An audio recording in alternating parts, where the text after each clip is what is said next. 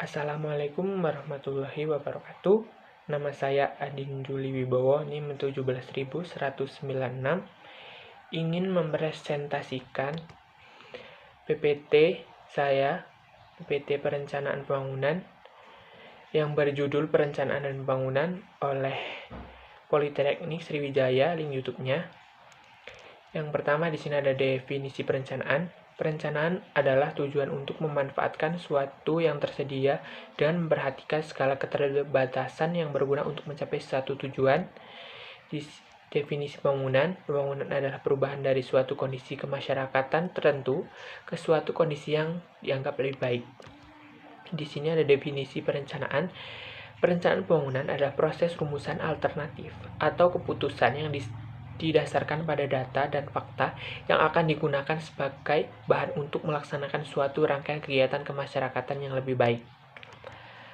Di sini ada alasan yang mendasari pentingnya perencanaan, ada 4. Yang pertama, sumber-sumber yang tersedia selalu terbatas. Yang kedua, harus selalu memperhatikan kondisi dalam masyarakat. Yang ketiga, organisasi tidak dapat melepaskan diri dari berbagai jenis pertanggungjawaban. Yang keempat, anggota organisasi dihadapkan pada keterbatasan fisik, mental, dan biologis. Selanjutnya ada manfaat perencanaan bangunan.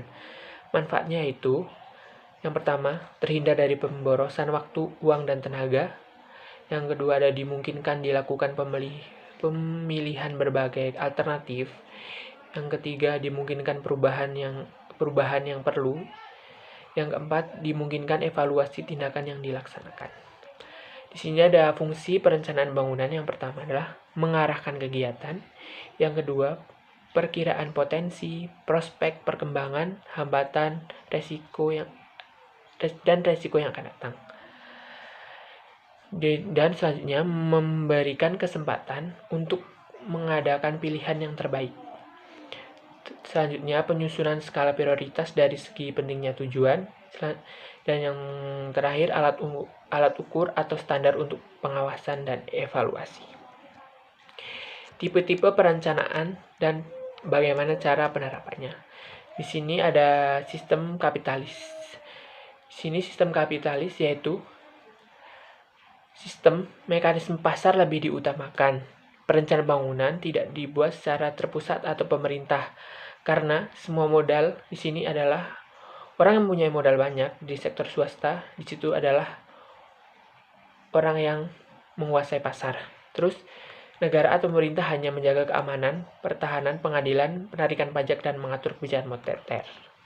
Selanjutnya ada sistem sosialis. Sistem sosialis di sini sumber-sumber ekonomi kehidupan diatur secara sentral oleh pemerintah.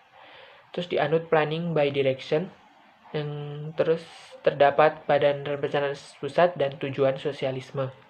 Jadi di sini semua sistem sosialisasi semua dikomando oleh pemerintah. Selanjutnya ada sistem campuran. Lembaga-lembaga campuran diproduksi dimiliki oleh swasta. Paduan antara kebebasan ekstrim dengan pengadilan kolektif dapat diidentifikasi sebagai berikut. Yang pertama, pemerintah memanfaatkan tabungan dalam negeri atau sumber daya keuangan dari luar negeri untuk proyek investasi pemerintah.